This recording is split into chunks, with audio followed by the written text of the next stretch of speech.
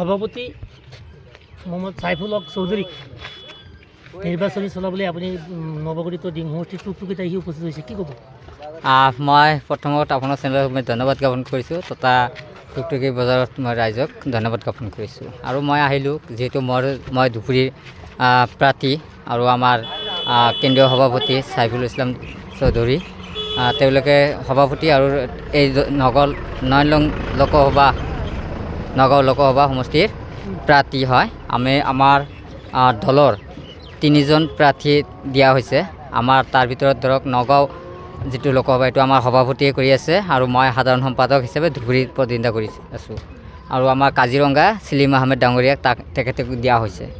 গতিকে আমাৰ 3টাৰ ভিতৰতে আমি জিকি আহিম, এইটো আমাৰ জয় জয় মই ৰাইজে এতিয়া বুজি পাইছে। কাৰণ আজিলৈকে আপোনালোকে জানে যে মই বিজেপিত আছিলোঁ, এই কথাটো আপোনালোকে ক'ব লাগিব, হয়নে নহয়? কিন্তু মই যিখিনি বিজেপিত থাকোঁতে যিমান দেখা পাইছে আপোনালোকে, মই কেতিয়াবা বিৰোধিতাও কৰিছোঁ, কিছুমান কামত আমি আন্দোলন কৰিছোঁ বা বিৰুদ্ধে সময় আমি সংবাদ মাধ্যমত কৈ থাকিছিলোঁ যে আমি জাতিৰ বিৰুদ্ধে আমি নকৰোঁ, আমি জাতিৰ বিৰুদ্ধে কাম নকৰোঁ। আজিলৈকে আমি এই ওলাই অহাৰ কাৰণ এইটোৱেই, যিটো কৈছে মোদী চাহাব মানে কৈছে এক দেশ কা এক কানুন হে, তোমাৰ তাৰমানে হ'ল যে এক দেশ এক নিয়মত চলিব লাগিব। যদি এক দেশ এক নিয়ম যদি হয়, আজি ইতিমধ্যে মাদ্ৰাছা ভাঙি আৰম্ভ কৰি দিছে, মছজিদ বন্ধ কৰা আৰম্ভ কৰি দিছে, বিভিন্নজনে আমাক সমালোচনা কৰি আছে। এতিয়া এক দেশ এক নিয়ম যদি যেতিয়া চলিব, তেতিয়া নেংটা সাধু আছে, নেংটা সাধুৱে যিবিলাক পৰিৱেশন কৰে আমি সেইবিলাক কৰিম নেকি? তেওঁলোকে ইজ্জত নাথাকিব, আমাৰ ইজ্জত আছে। তেওঁলোকে গৰু মাংস খাব নেকি? আমি গৰু মাংস খাওঁ। মোদী চাপ খাব নেকি? এই কথাটো আপোনালোকে সুধিব লাগে। গতিকে এক দেশ এক কানুন, তাৰমানে যিটো গাহৰি খাব লাগিব আমি খাম নেকি? তেওঁলোকে আগত গৰু খাই লওক। তেওঁলোকে যিটো কাপোৰ পিন্ধিব, যিটো গেৰুৱা কাপোৰ পিন্ধে, আমি গেৰুৱা কাপোৰ পিন্ধিম নেকি? আমি পাঞ্জাবী পিন্ধোঁ, আমি টুপি লগাওঁ, দাড়ি কাটো, তেতিয়া ক'ব এক দেশ এক নিয়মে, দাড়ি ৰাখিব নোৱাৰে, টুপি ৰাখিব নোৱাৰে, দাড়ি দেখিলেই বোলে বাংলাদেশী, এনেকুৱা কথা সমালোচনা আপোনালোকে দেখা পায়। তো সেই দলত আমি কেনেকৈ আমি ছাপোৰ্ট কৰিম, সেই দলত আমি কেনেকৈ থাকিম আপোনালোকেই কওক। আৰু দ্বিতীয় কথাটো হৈছে আপোনালোকে নগৰ সাংবাদিক হয়, আপোনালোকে নগাঁও লোকসভা সমষ্টিৰ আপোনালোকে সাংবাদিক হয়। গতিকে আপোনালোকে ভালকৈ জানিব মোতকৈ, যিহেতু মই এই অঞ্চলৰ মানুহ নহয়, যিহেতু মই ধুবুৰীবাসী। গতিকে আমাৰ ইয়াত খেলিব নোৱাৰাকৈ আমাৰ সমষ্টিত প্ৰতিনিধিত্ব কৰিবলৈ গৈছে, সেইটো আপোনালোকে জানে যে ইয়াৰ পৰা ৰকিবুল আছিলে, ৰকিবুল আপোনালোকে নগাঁৱৰ ভিতৰত হোম মিনিষ্টাৰো আছিল প্লাছ ফৰেষ্ট মিনিষ্টাৰ আছিলে। তেখেতে কি কৰিছে? তেওঁ কংগ্ৰেছে ইমান ধুনীয়াকৈ লেকচাৰ মাৰি আছে, তেওঁলোকে ন্যায় আন্দোলন কৰি আছে।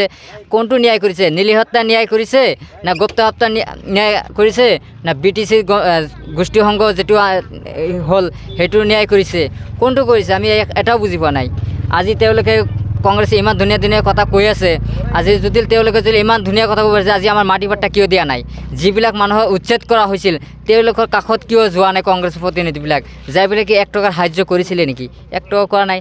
আজি সেই ৰকিবুল আমাৰ ধুবুৰীত যাই প্ৰতিনিধিত্ব কৰিছে। গণতান্ত্ৰিক অধিকাৰ আছে, গতিকে যাব পাৰে, সেইটো আমাৰ কোনোলৈকে ভেটো নহয়। কাৰণ ৰকিবুল ইয়াত খেলিব নোৱাৰে, কাৰণ ইয়াতে কাম কৰিব পৰা নাই। আপোনালোকে ভালকৈ জানে যে নগাঁও লোকসভা সমষ্টিৰ নগাঁৱৰবাসী ৰাইজক একো কৰিব পৰা নাই। আজি আমাৰ নগাঁৱতো বুৰ্বক সজাব পৰা নাই, এতিয়া আমাক ধুবুৰীত বুৰ্বক সজাবৰ কাৰণে তেওঁলোকে গৈছে। গতিকে ধুবুৰীতে পৰাজয় নিশ্চয় হ'ব। মোৰ হাতত কণ্টেষ্ট কৰিবলৈ গৈছে, মইতো চাবলৈ আহিছোঁ তাৰ সমষ্টি কি হৈছে নহয়, মই চব চালোঁ এতিয়া। গতিকে মোৰ তাত যাব একো কাম নহ'ব, কথা চুগুৱালি জয় জয় মই এইটো কথা একদম। মোৰ লগত কাৰো লগত খেল নহয়, চুগুৱালি জয় জয় মই এতিয়া আপোনালোকে নিশ্চয় দেখা পাইছে। আৰু আমি এইটো কথাই বিচাৰিম যে আমি যিটো UCC যিটো কোৱা হৈছে ইউনিফৰ্ম চিভিল কোড, এইটো আমি কেতিয়াও নামানো, এইটো কেতিয়াও আমি নুবুজোঁ। কাৰণ এইটো যদি হয়, এইটো এক দেশ এক নিয়ম বুলি কোৱা হৈছে। আমি এইটো কথা আমি কেতিয়াও, কাৰণ এইটো যদি এক দেশ বিজেপি চৰকাৰে যিটো কয় সেইটো কৰে। আৰু সেইটোৰ বি টিম হ'ল UDF। UDF কি হৈছে? আমিনুল বিধায়ক হয় নে নহয়?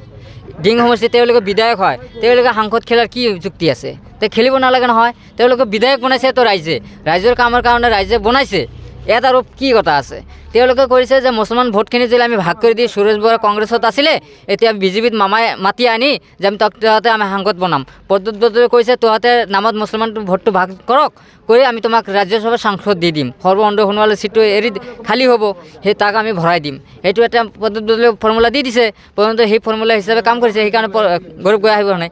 কংগ্ৰেছে এটাই লোক থাকিব, সেইটো হ'ল গৌৰৱ গগৈ, বাকী কোনেও নাথাকিব। কংগ্ৰেছ চাপা ইতিমধ্যে আপোনালোকে দেখা পাইছে। গতিকে কংগ্ৰেছ কৰি লাভ নাই, কংগ্ৰেছৰ কোনো ভেটি নাই। গতিকে UDF এটা হ'ল বি টিম, কাৰণ UDF হৈছে ভোট বিভাজনৰ বাহিৰে কোনো ৰাস্তা নাই। আজি যদি আমিনুল ইয়াতে আছে, যদি ইমান সাহস আছে 14টা সমষ্টি দিয়ক, কিয় দিব পৰা নাই আজি মোৰ তাত গৈছে আজি নগাঁও দিছে ইমান দিন আজি ইয়ে দিছে বৰাকবেলি দিছে বৰাকবেলিত যিটো আছিল তেওঁলোকে জিকিলে হয় UDF কেণ্ডিডেট কিন্তু সি কৰিলে 1,35,00,000 লৈছিলে সেই পিছত আজমল ডাঙৰক ঘূৰাই দিছে যেটো পাইছোঁ ৰিপৰ্টটো ঘূৰাই দিছে মামাই কৈ দিছে মইতো কোৱা নাই সেইটো আজমলৰ মানে প্ৰতিনিধি যাৰ টিকেটৰ দাবীদাৰ আছিল তেওঁলোকৰ পৰা লৈছিলে লৈ পেলাই এতিয়া মামাক ফোন কৰি কৈ দিছে যে তাই সিহঁতক টিকেট দিয়া নাযাব কাৰণ টিকেট দিলে কিবা মালা হাৰি যাব গতিকে সেইকাৰণে বেলেগ হৈ এজন টিকেট দিয়া হৈছে গতিকে এইটো এটা হৈছে যে বিভাজনৰ বাহিৰে একো নাই কংগ্ৰেছে যিমানে কৈ থাকক কোনো নাই আমি সেইকাৰণে কৈছোঁ যে আমি যদি দিল্লীত যাব লাগে দিল্লী এটা কি হৈছে পাৰ্লিয়ামেণ্ট বুলি কোৱা হয় যাত নেকি আইন পাছ কৰা হয় যিটো আইনৰ বিষয়ে ক'ব লাগে সেইকাৰণে কৈছোঁ আইনৰ মানুহ আইন জনা মানুহৰ প্ৰয়োজন হয় গতিকে জনা মানুহ জানিব আমি চকু থাকোঁতে অন্ধ মুখ থাকোঁতে আমি বোবা তেনেকুৱা যাতে হ'ব নালাগে গতিকে মৌলানা বদৰুদ্দিন আজমল চাহাব আপোনালোকে কোনোদিন নিউজ চেনেলত আপোনালোকে পাইছিলে নেকি যে দিল্লীত উচ্ছেদ যিবিলাক মানুহক হৈছিলে তেওঁলোকক কথা কেতিয়াও পাৰ্লিয়ামেণ্টত উত্থাপন কৰিছিলে কেতিয়াও কৰা নাই গতিকে যিবিলাক মাটিৰ সমস্যা ডিপোটৰ সমস্যা কোনোজনে মাত দিয়া নাই গতিকে সেইবিলাক পদ্ধতি বদলৈ আপোনালোকে দেখা পাইছে ইয়াতে নগাঁও লোকসভা সমষ্টি আমাৰ ৰাইজে সাংসদ বনাইছিলে কি কৰিছে ৰাইজৰ কাৰণে উচ্ছেদ কৰিছিলে গৈছিলে নেকি পাৰ্লিয়ামেণ্টে কোনো উত্থাপন কৰিছে নেকি একো কৰা নাই গতিকে সেইবিলাক মানুহক কি হ'ব কুছ ভি ফাইদা নেই হোগা এতিয়া এইখিনি কথা